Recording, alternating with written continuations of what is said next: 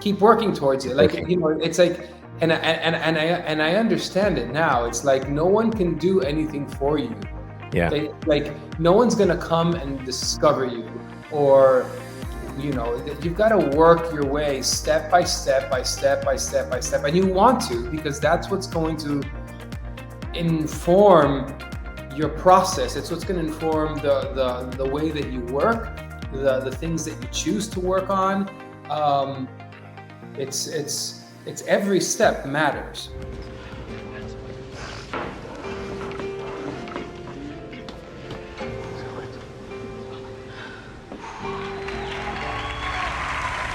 My mom is having a fit because I'm going to go put up rent in Cuba. Tú vas a Cuba a hacer un show cuando Cuba está sufriendo. This is directly for the Cuban people. You're not going to make an impact, and you're going to leave Cuba the same as when you arrived. If I can just affect a small group of people, that's my part, that's enough. Para mí, la locura más grande que puede haber. I feel incredibly at home. It's crazy to be here after wanting to be here for such a long time.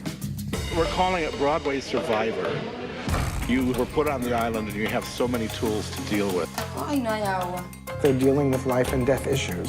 Nos han quitado la capacidad de luchar por lo que realmente quiere. ¿Qué quieres? Libertad. It's difficult. No están aquí de grupo, están individualmente aquí. ¡Libertad! No. That's your group. The power just went out again. We're working on that. Es como si fuera un cuerpo, y eso es lo que es un grupo. Now we're starting to get there.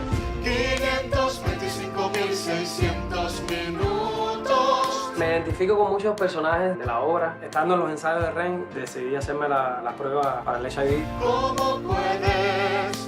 Un año me... This is not another play. When we give ourselves, we create opportunities and possibilities for others.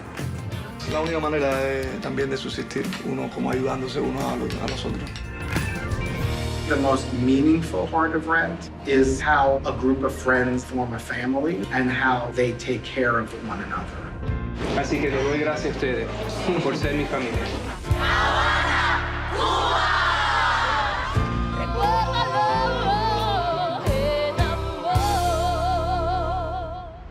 Welcome to Game Changers Live from Miami, Florida. My name is Sergio Tigera. I'm your host. And each and every week, we bring you someone who has been a game changer in their field and who's touched the lives of thousands to get their perspective on their journey, their mindset, their struggles and successes so that we can inspire you on your journey. So let's get started right now.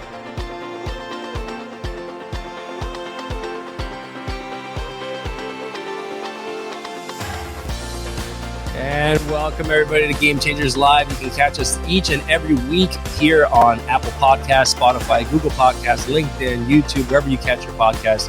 You can catch us here every week with some amazing, amazing guests.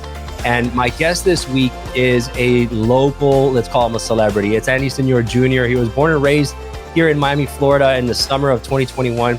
He made his film directorial debut with HBO original documentary Revolution Rent, executive produced by Neil Patrick Harris. He was the associate director of Gloria and Emilio Estefan's musical On Your Feet on Broadway, the Netherlands, and UK's West End Productions, as well as Roundabout Theater's company Broadway production of Irving Berlin's Holiday Inn. He served as an associate director on the new musical FLY at Dallas Theater Center with Jeffrey Seller. And he made his professional debut in the Tony Award-winning musical Rent as Angel, playing the role on Broadway, London's West End, and U.S. national and international tours. Later, he became the assistant director on Michael Greif's Rent revival Off Broadway, and went on to restage the production in Tokyo, Japan, and the historic production in Havana, Cuba. Most recently, he directed two new Nilo Cruz plays, Tsunami and Farhad, and The Secret of Being. He holds a BFA in theater from FIU, from Florida International University, who honored him with a Torch Award, noting him as distinguished alumni, and further trained as the Public Theater's Shakespeare Lab, where he appeared in All's Well That Ends Well at the Public Theater. Man, quite a mouthful. There's a lot of work in there, Andy. Like that's easy to read, but when like having to listen to somebody listen to somebody speak it. That was tough, but that's quite a resume. And Andy's coming to us from Barcelona, Spain. You can see his Siamese cat there, Buster, in the background, chilling on the couch, having a good time. That's his background. That intro you have, Sergio, is super fancy. All these like fancy people in suits, and then I'm sitting here in flannel in Spain. Well, I'm just in a t-shirt today too, man. So the point is, I guess, is that, you know, we get people from all around the world, all walks of life, all different types of, you know, professional CEOs to, you know, professional players to, you know, actors and things like that, and authors. But the idea is that we have people on here that are inspirational, that have changed the game in their industry. And, you know, you coming from South Florida hasn't necessarily been known or recognized as a hub of, you know, directors and famous actors coming out of the space, especially from the Hispanic side. And so, you know, we've had obviously some in the past, but growing up in South Florida, and you're, you know, from a Cuban background, tell me a bit about what is it about acting and musicals and TV and theater that caught your attention? Because you've loved this obviously for quite some time. What was it that sparked for you? I think that I come from a very unique background in that my parents had a Latin orchestra when, you know, all of my childhood. And my dad was the percussionist, and then so they had their furniture business during the day, and at night they would play parties. As part of this orchestra, like what I call my cousins, they're not real blood cousins, but you know, they're, you know, you call them your. We all have 1,000 cousins, right? Exactly. Well, they had these like big Latin supper clubs called Los Violines and Tropigala in Miami, right? And the house orchestra was my parents' orchestra. Also, during, you know, through my childhood, you know, at my dinner table was Gloria and Emilio and every Latin star you can imagine. And, you know, my dad's band was playing all the parties with Miami Sound Machine, and, you know, the what was the furniture truck during the day was carrying the instruments at night. And I was in there helping set up the instruments and load them off. And that's, you know, what my weekends were pretty much. So you grew up and very typical of, you know, hardworking Hispanics, you know, immigrants coming from Cuba. We, you know, work hard in the day, sometimes it's 2 jobs, but finding what brings money and puts food on the table during the day, but working on your passions at night, you know, so to speak. Exactly. So that was my life. You know, I grew up at all these parties and watched. And at the time, you were just sitting. You were sitting there as a kid with Gloria and Emilio, Estefan. Exactly. Were they had they taken off at that point, or no, not at all. They didn't have a dime. Just They were starting eating at my house fish soup, and You're kidding me. Yeah. I remember having to, you know, get on the phone. Emilio would call me like, "Oye, tienen que llamar. You have to call now, and you had to ask for the song on the radio," and it was for Dr. B. And so, you know, having to like call over and over and over to request the song so that they would play it. Or, you know, I remember when they called and they were like, "Oh, you know, we're going to play Solid Gold, that we're going to play conga." And like when they were just taking off, I remember every single step of that. Wow. So to answer your question, I think it was like the movie Inception. It was already embedded in my brain that this is what I was going to do. I loved singing. I was always musical. You know, I always took either guitar classes or drum classes or something. But singing was the one thing that I enjoyed the most. I think I was a very shy kid, so it was a way for me to express myself. But I was too shy to say that, oh, I want to be a singer. By the time like I was a teenager, you know, Gloria had hit big, and John Cicada and all of them. And, you know, to me say, oh, I want to be a singer too, felt like the most ridiculous thing to say. So that's where I started doing theater. I started by doing this one small play in junior high. And then when I got to high school, I understood what a musical was and did my first musical. And from that moment forward, I was just like, wow, I get to sing, act, be around a group of people, a community of people. This is incredible. And it pretty much dictated how the rest of my life would go. So you're looking at these individuals, these friends, and kind of, close family take off, right?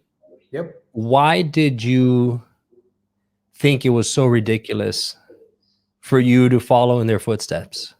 I think it's because they became so famous. And like, Gloria went from like short hair, like awkward, shy Gloria to like bombshell, big curly hair, 1, 2, 3, 4 with the leather chaps and all that. And I was just kind of like, what the? When did this happen? But it wasn't overnight, right? It wasn't overnight. It wasn't kind overnight. Of seems like it afterwards, but it felt like overnight, because one moment it was just like I wasn't really paying attention, and then all of a sudden it was like, oh, this is like a real thing, like MTV VH1 kind of thing. How old were you then? I think when they hit was like 1987, when I was in 7th grade is when, like 1984 is when Conga came out. So I at that point I was 10 years old. Yeah. And so for me to say, oh, I want to be a singer, I don't know, it felt like I would have to do that, or and I was I just do like that. A 10-year-old. Do you know what I mean? Or like 14-year-old. Didn't seem like a match at that point. Did they mentor you or give you some tips or some things in terms of that hard work and confidence, or an example? I think the one thing that they always just said along the way was keep working towards it. Like, it's like, and I understand it now. It's like no one can do anything for you. Yeah. Like no one's gonna come and discover you, or you've got to work your way step by step by step by step by step, and you want to, because that's what's going to inform your process. It's what's going to inform the way that you work, the things that you choose to work on. It's every step matters. And when you bypass and when you jump ahead of the line, I think it has a cost. Yeah, I think one of the hard things about anything that you do in terms of being an entrepreneur or starting your own thing, kind of going down your own path, is that number one, you don't know what tomorrow is going to bring. You don't know if it's guaranteed. You don't know if you're just doing it, beating your head against the wall, and you're not going to get anywhere, and perhaps you're wasting time until you finally see some validation, right? Some people validate you, say, hey, you have something there. I think you're going down the right path. And a lot of people quit before, they might be right at the precipice there of breaking through, but they quit because they don't have that stamina to last. Well, I think it's like giving up the idea of what results are. Like, people have That's a good point. Yeah. Picture of what it's supposed to look like. Yeah. Versus what the process is, and the process, the process is the product in the end, right? Correct. So yeah. It's the daily living of it is really what the career actually is. The opening nights are very few and far between. Yeah.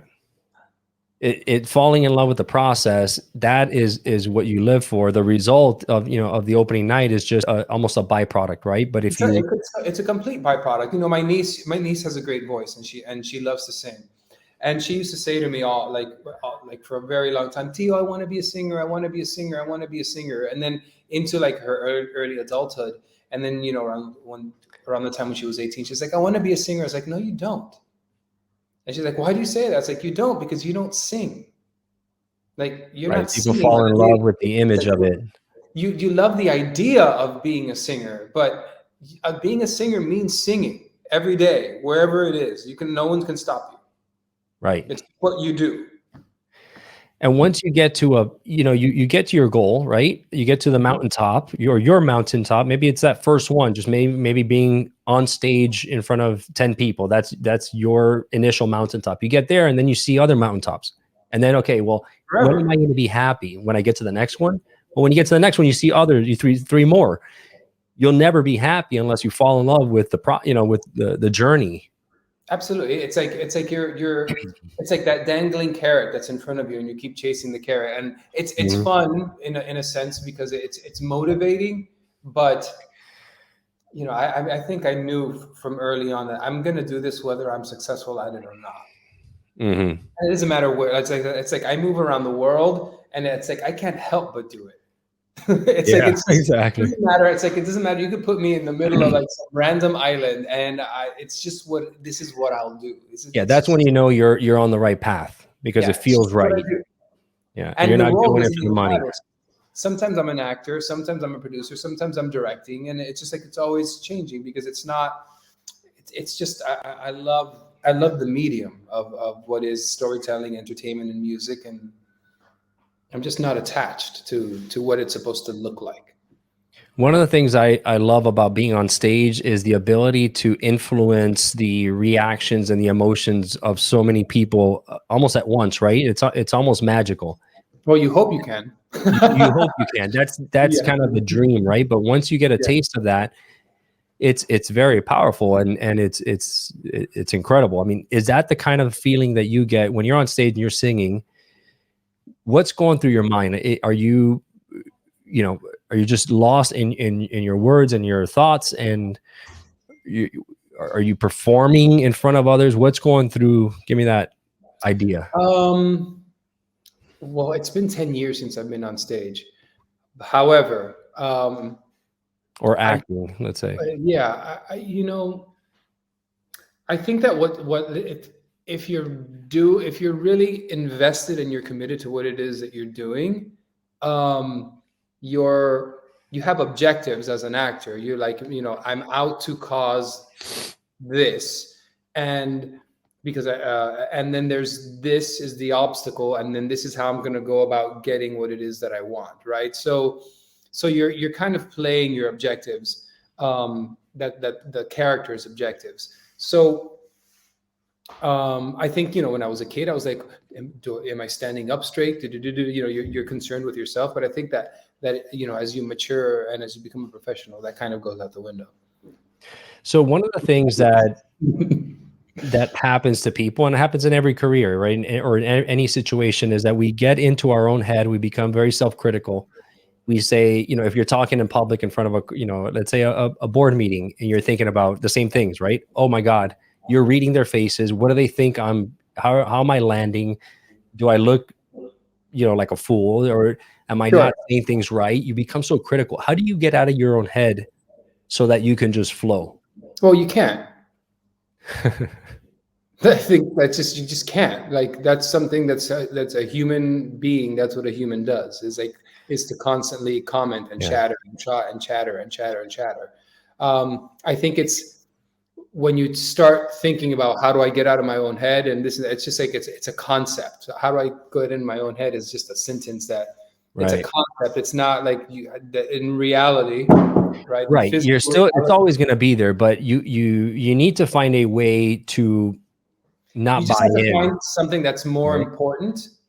You have to commit yourself to a game that's more interesting to play than your like survival of your ego, I suppose. Right. So you're then in high school. You get your first taste of it on stage, and then what happened from there? From there, went to college, and then studied theater in college.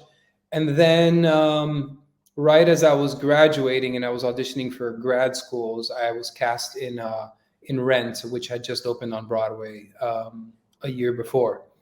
And wow, then that was that's a huge victory. Yeah. And so what was that like being on Broadway?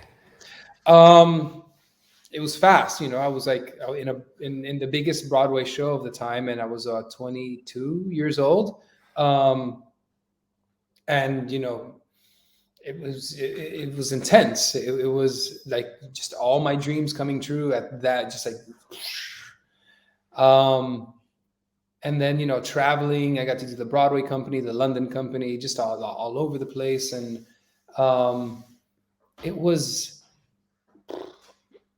it was intense. It was beautiful, wonderful. It was scary, exciting, all of it. It was just, it was amazing. It was amazing. And how long did you do that for? I did that for many, many, many years because I did 5 different companies, and then stayed in the Broadway company for over 2 years. Wow.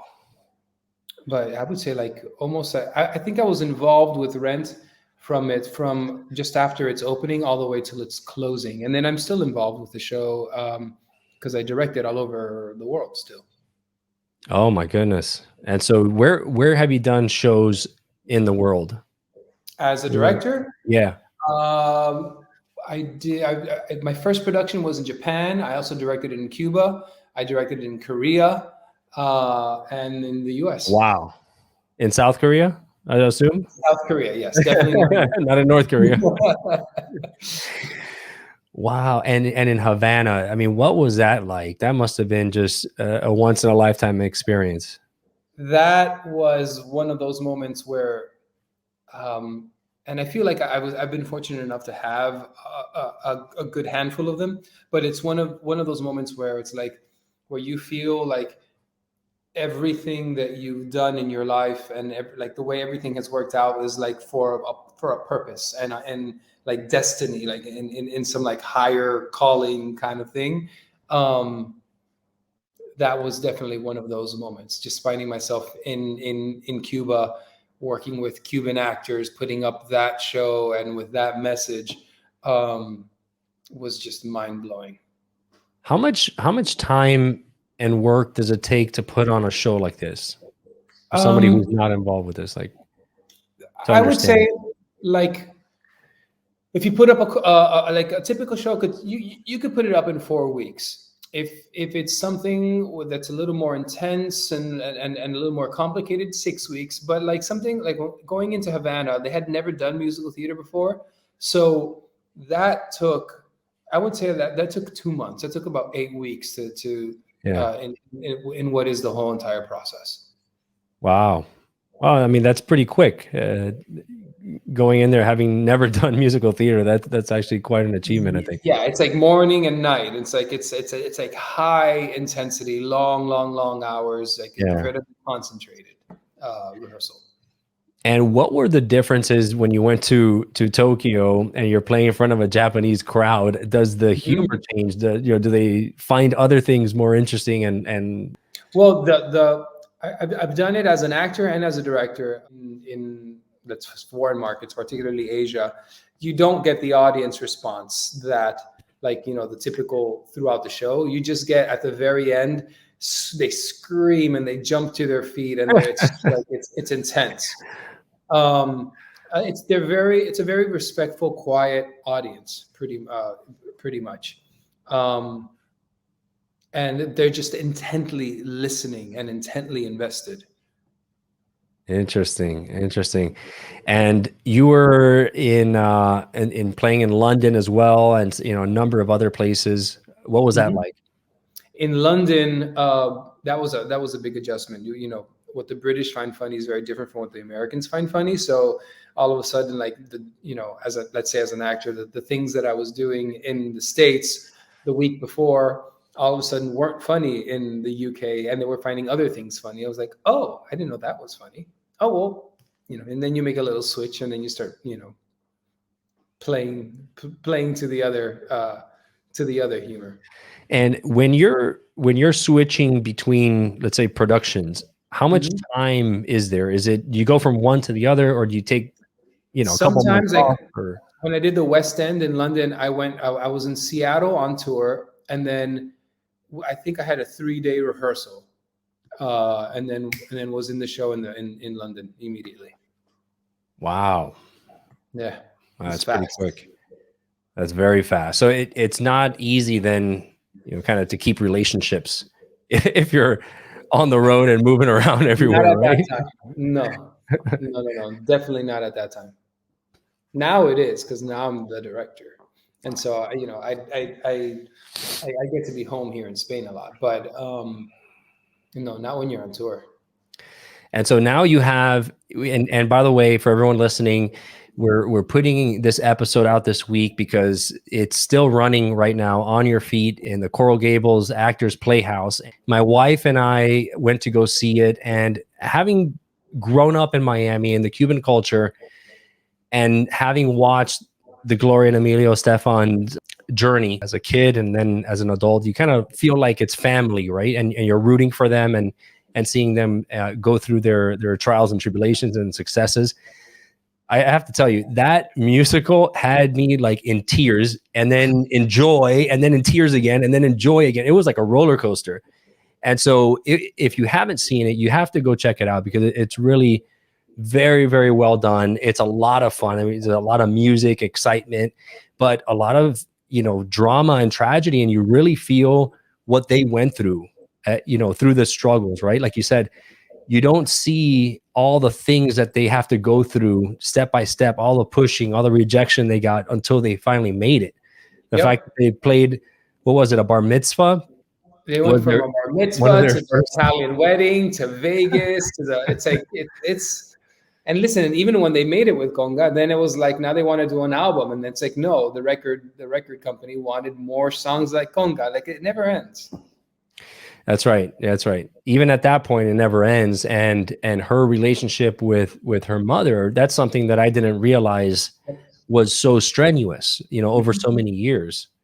What I loved about how you guys put this whole thing together is that you made sure that you communicated different stages of their lives and some of the key moments that then had effects later on down the road. As a director, was that your intent? Have different little segments that give tastes of what was happening, kind of highlights, and then string it all together. Yeah, I think that when we were creating the musical, the one thing that we were definitely sure about, this is what, the original director, Jerry Mitchell, and Sergio Trujillo, and Alex Dinalaris, the book writer, along with Gloria and Emilio. We knew that people were coming to see the show. They wanted to hear the music. So that was like the first Number one. and foremost. So we knew that the scenes had to take you from one song to the other, because that's what the audience is there for. And then it's like, well, okay, what is it about Gloria and Emilio's story? They've dealt with a lot, but it's not like, they weren't dealing with like intense tragedy or something like that, right? Not like Tina Turner, who was like physically abused, and there's a lot of drama in there. So, of course, we wanted to tell the story of the immigrant story, and that was very important. And then also, of course, not only like the typical, American dream story of trying to make it, but also that, it's a love story.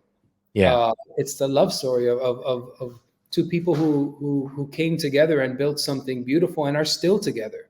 I think that was also very important. And then for me, with this particular production at the Actors Playhouse in Coral Gables, it's also a love story. It's a love letter to the city of Miami, because Gloria and Emilio's story and their music is very much a part of the history of our city. And so, for me, it was incredibly important that it felt like a Miami family, that it was incredibly authentic, that you heard the radio stations and the nightclubs that people were going to, and that it felt that a Miami audiences can go in and have like a total time machine back to a particular time. That they saw themselves up there, and I think that was definitely important to me. I tell you, you guys definitely achieved that, because that's exactly what I told my wife and friends afterwards. I was like, man, I was transported back to those days, and it just completely felt. And it's funny how the music still moves you. It's still as powerful as it was from the day one when it came out. Yeah. So what's next for you, Andy? You're living out in Barcelona. Why are you living in Barcelona? Is it just for fun? Well, I was living in Amsterdam because I went to go put up On Your Feet in Amsterdam in Dutch. And then there I met my boyfriend, Alec, who was there putting up, working on this our art project there. And then he was living in Spain. He was living here in Barcelona. And then we decided, I was like, I didn't need to be in Amsterdam. And, I have so much of my family lives here in Spain. So I moved over here, and I've been here for 3 years now, and I do all my work from here. Next, I'm in the process of developing new shows, new documentary. There's another. I'm going to go on stage again, and I'm going to do a show this summer. I can't say what it is just yet, but stay tuned. But super exciting. Yeah, I have really exciting things coming up that are very different from what I've been doing, but yet thematically feel similar. So what advice would you give to listeners out there that perhaps are following a similar path, are very interested in the arts and theater, in singing and musicals? They're just starting out. What are some of those kind of key nuggets that you could offer them? What I'm doing now is no different from what I was doing in high school. In high school, I was doing musicals with my friends and doing individual event competitions and listening to soundtracks and coming up with ideas of what we're going to do in the show. It's the exact same thing that I'm doing now. So just do it. The advice I always give is find a way to do it now. And it doesn't matter the budget. Like the budget will either increase or decrease. And like for me, it's constantly changing. Like, we were working with $18 million on Broadway, and then at Actors Playhouse, it's like less than $100,000. So it's like, right. It's regardless of the scale. No. It was a little more than 100,000. But yeah, the scale changes, but it's just like, just do it now. It's like, just invest in the people around you and in what you have accessible to you, and just do it. And it'll continue going the way that it wants to, if it wants to. And who are your mentors? Like, who are the people that you get inspired by and look up to? Definitely Gloria and Emilio are huge mentors to me. In so many different ways, and have always been. And then I think from a directorial place, Michael Greif, who the original director of Rent is a huge influence on me and in the way that he looks at material. I would say Celia Cruz, right? Like, there you go. She was also very so generous and said yes to everything. And she was so uniquely herself. Staying true to herself. Human, right? Like just human and available, and just said yes and yes and yes. And I there's something about that I think that maps out who I want to continue being in my career and in my life. Well, as people get more famous, they get more recognized and higher up in status. Sometimes that changes them, and so I find that incredibly powerful. The people who can stay true to just being human, right, and just having empathy and not being better than someone else, right? Just because it happens a lot. I think a lot of people don't know how to manage all the things that come with what we call success. And it's just, I think it's just, I think for, I always look at defining what success is for me. What does that mean to me? And you can have that on a daily basis. There you go. Andy, thank you so much for being on, my brother. I appreciate it. You're definitely a game changer, and congratulations on all your success that you've had so far and all the continuing success you're going to have in the future, representing the 305 out there across the world. If you loved what you heard in today's episode of Game Changers, please subscribe and rate us. The lessons and the stories in these podcasts are immensely valuable, so I invite you to share them with a friend who needs to hear it. You may end up being the game changer in their lives.